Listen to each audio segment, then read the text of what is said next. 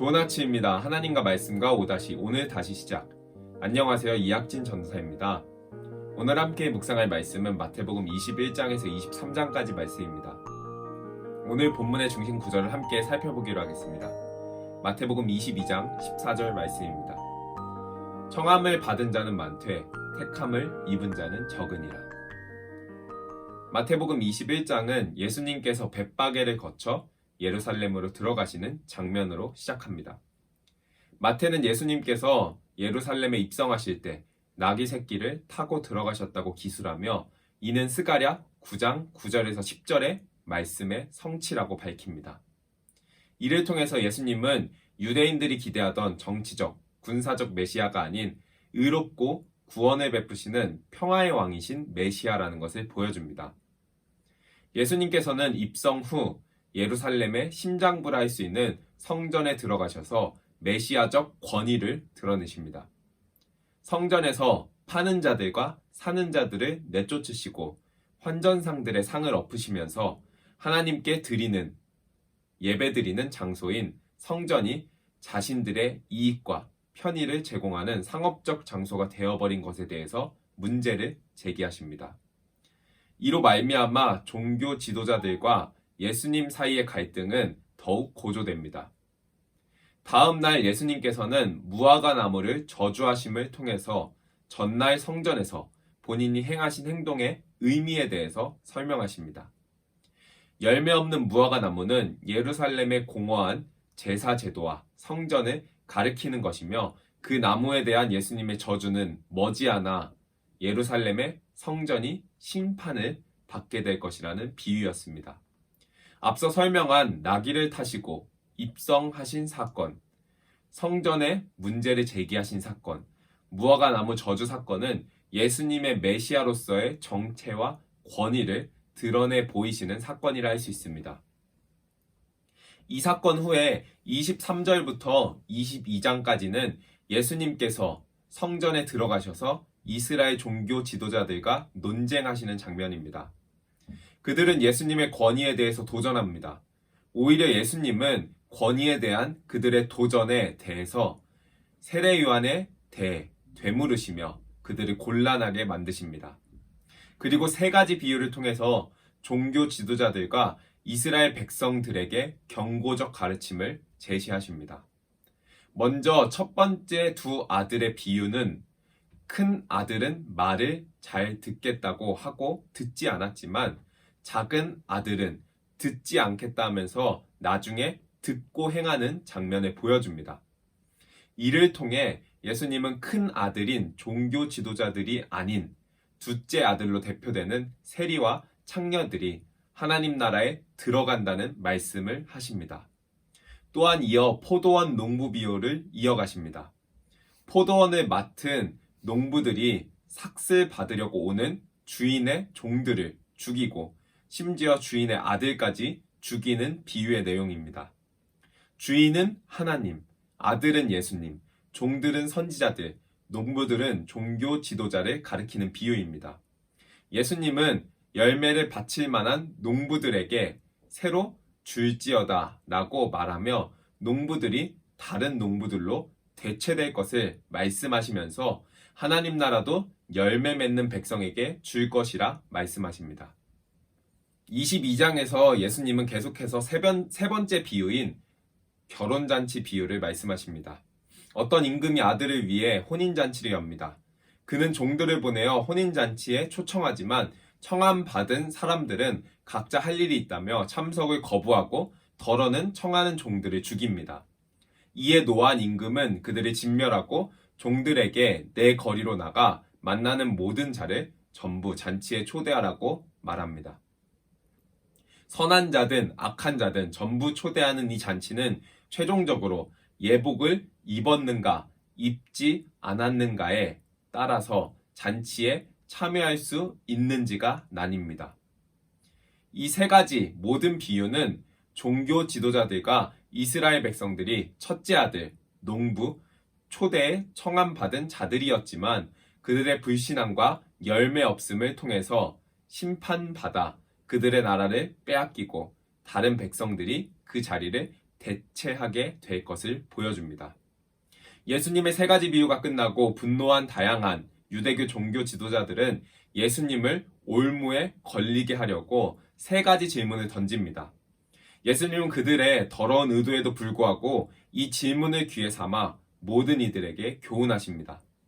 첫 번째 질문은 세금과 관련된 질문입니다.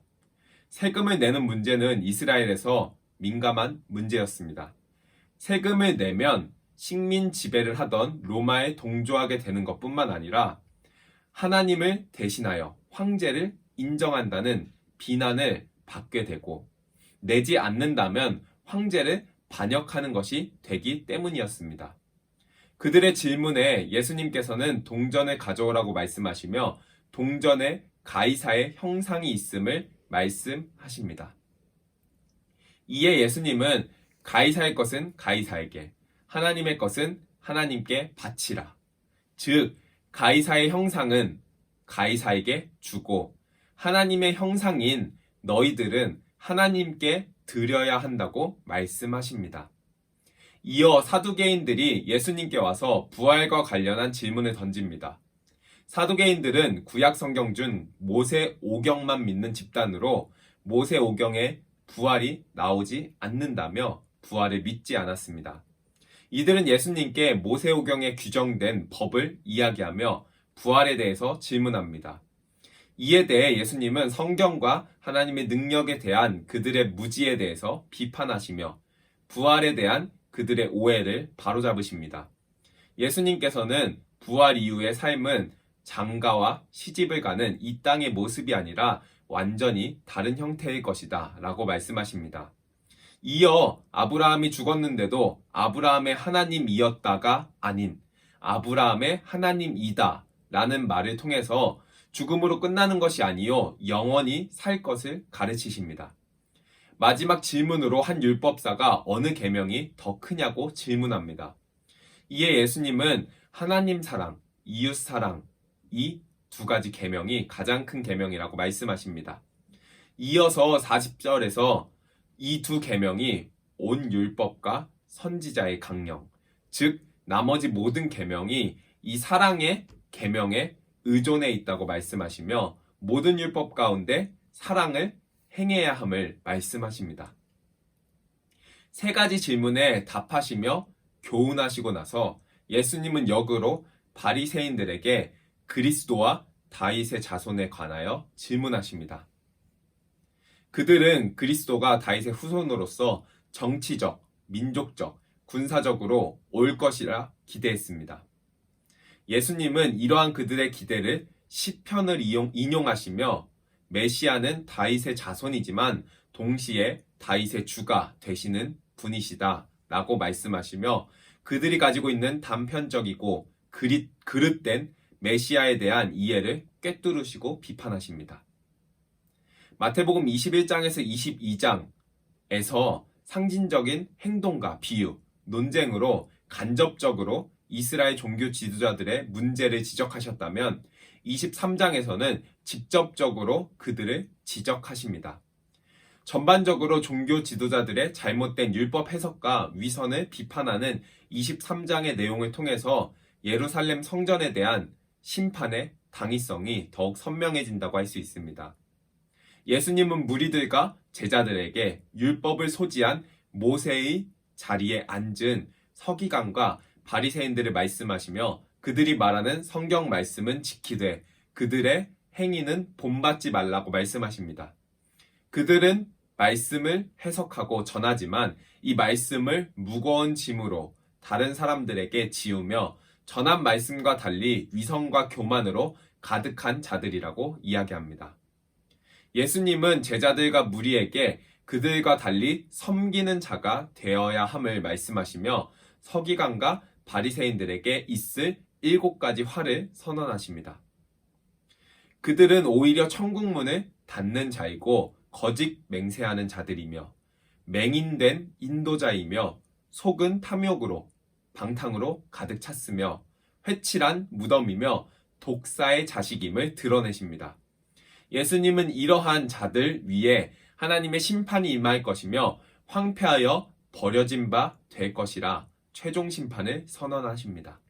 오늘 함께 마태복음 21장에서 23장의 말씀을 통해서 예수님께서 예루살렘에 들어가셔서 메시아의 정체와 권위를 드러내시며 그 권위에 도전해오는 종교 지도자들과 논쟁하시며 그들의 최종 심판을 선언하는 장면을 함께 살펴보았습니다. 마태복음의 산상수훈의 말씀을 통해서 하나님 나라 백성이 어떻게 살아야 하는지 살펴보았다면 오늘 말씀들을 통해서 실패한 백성들의 모습을 거울 삼아 우리가 어떤 것을 점검해야 하는지 생각해 볼 수 있었습니다.